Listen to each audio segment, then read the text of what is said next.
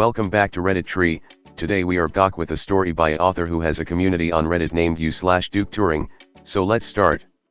All thanks to the author of the story r/Duke Turing for letting me use his story. Check it out by clicking the topmost link in the description. Hey there you, yes you please help me get 50 subscribers, subscribe now to get updated every day. Loretta Young. I squint at her sitting on a wrought iron bench in the burning light of another summer day, and then cast a shadow over the dot matrix portrait in the file spread out on my picnic table to get a better look. Sharp high cheekbones, hair pulled into a French braid so blonde there's no mistaking it even in grayscale. I can even pick up the distant look in her eyes and the low-cut collar of her sweater. There's no doubt, there she is. Loretta Young, age 32, social security number 673-09-5813, 9012, Quince Lane. The timestamp next to her name gives me a good 15 minutes, so I pour through her file. My thumb runs along the familiar rough edge of the pages as I search through her shopping habits to find what I'm looking for. Her years melt away with her purchasing power, and finally my eyes catch those familiar italics in between an IKEA couch and a box of Trojan condoms. Lies about crying at movies out of fear of seeming cold to her friends.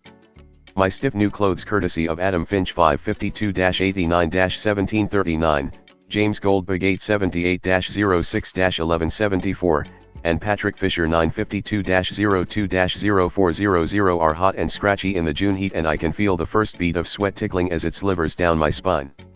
Having no other reason to wait, I begin my work.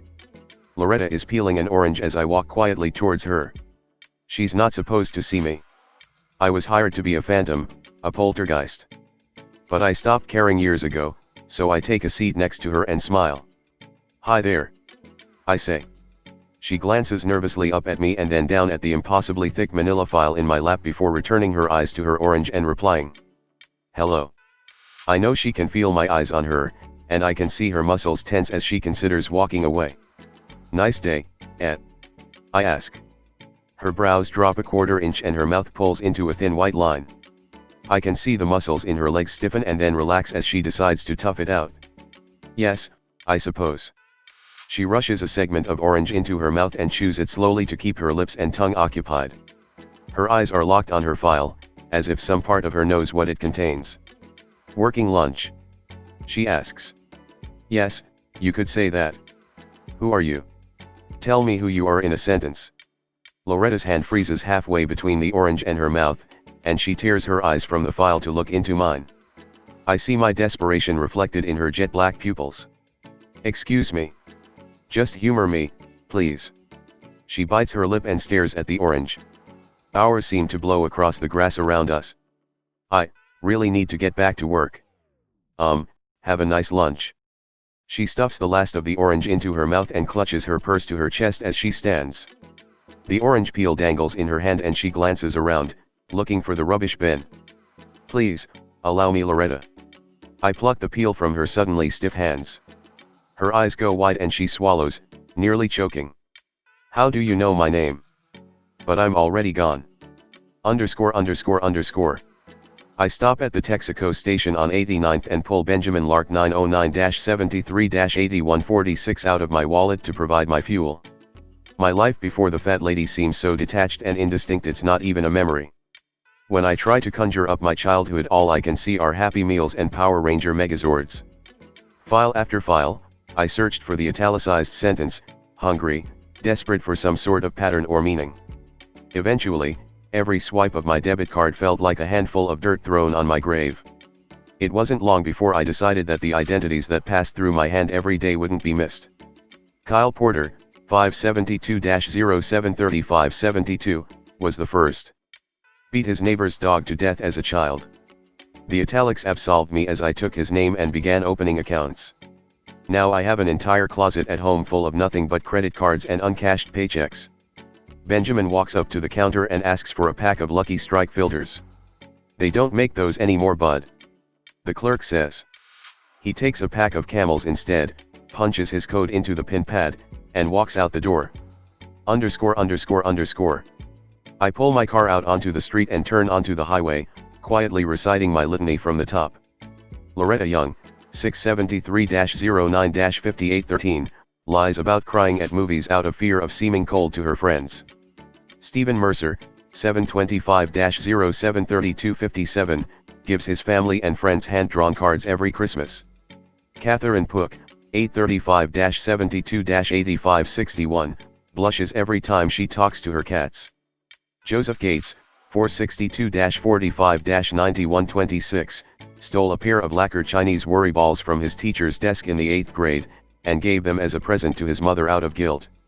Jack is, as always, sitting at his desk on the Spartan ground floor when I enter the building. The sickly sweet smoke billowing out of his cherry-stained pipe forms a dusky cloud around his head that the dim fluorescent lighting of the windowless office cannot penetrate. I've never once gotten a clear look at his face. I walk across the field of tight Berber to his desk and slap the file down in front of him, gently laying the orange peel on top of it. Here it is. Before I can turn around, I feel Jack's cold and wrinkled hand press down on top of mine like a vice. Nope. She wants you to take it up to her yourself. I halt, confused by the sudden change in a routine so established it was a ritual.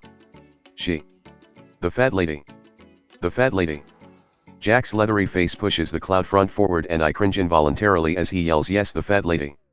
Is there a goddamn echo in here?" Everyone that worked for her had theories and stories.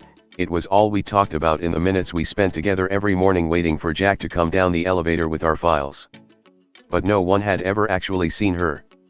That is, besides, we all could only assume, Jack. My heart races as I gather my wits to some degree and point mutely at the elevator.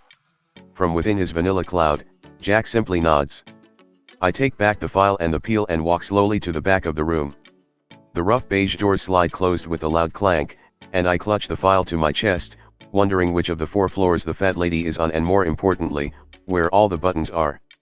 I can feel no movement, and there is absolutely nothing around me besides dingy painted steel. What seems like hours pass by before the doors slide loudly open again to reveal an impossibly large room filled with filing cabinets. I step out, immediately noticing the uncomfortably low ceiling. I return to the litany to calm my nerves. Greg Jackson, 832-78-9183, I halt, unable to remember the important bit. Was it something about his first car? Getting a royal flush at a Pai Gow table? I take a deep breath and look around.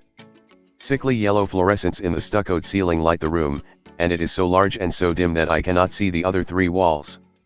Thousands, millions, of beige 5-drawer filing cabinets form row after row, like Titan's ribs thrusting up from the floor.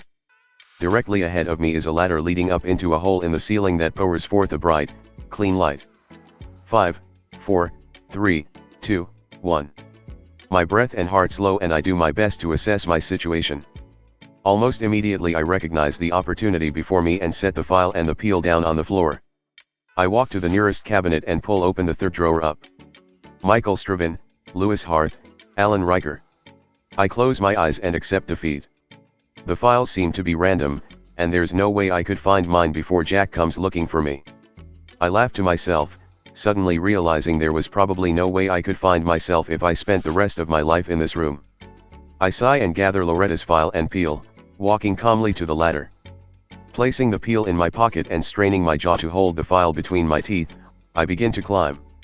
My muscles are on fire by the time the light above draws near and I climb blinking and half blind into the fat lady's office. I see her hand thrust in front of me from my right, its thick fingers curled along the edges of the pale white pillow of her palm. Understanding, I fish the peel out of my pocket and gently lay it down into her grasp. My eyes adjust to the light as she walks to the other end of the room. Her body defies the word enormous, looking alien in its proportions. She wears a flowing white dress, embroidered subtly and gracefully, which somehow flatters her ample form. Her wrist is forever lost beneath the joining of hand and forearm, looking almost like independent parts held together and animated by magnetism. She glides across the floor with stunning grace, the subtle movement of the fat under her taut and unblemished skin belying impossible strength.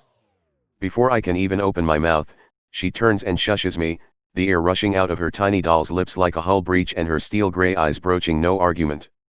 She comes to a halt in front of a table supporting a strange device settled into a nest of wires.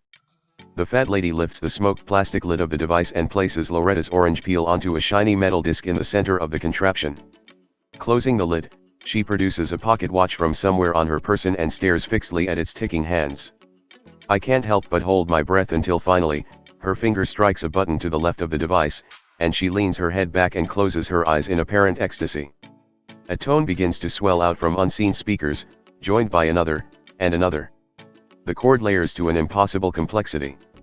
Tears are welling in my eyes as the crescendoing wave of sound shakes my bones and overpowers the beat of my heart. I think I can hear a soft voice, layered upon itself ad infinitum, a lifetime compressed into a single note. The fat lady's breast trembles and swells impossibly as she drinks the sound in. And then suddenly it stops, leaving only the echo of a scream ringing in my ears. The fat lady smiles and softly exhales, opening her eyes. Sated, she walks to the other side of the room and delicately pulls a small platinum disc from a complicated turntable, slips it into a dust jacket, labels it, and places it on one of the shelves lining the walls of her office. I talk to her, to Loretta. I blurt out without thinking.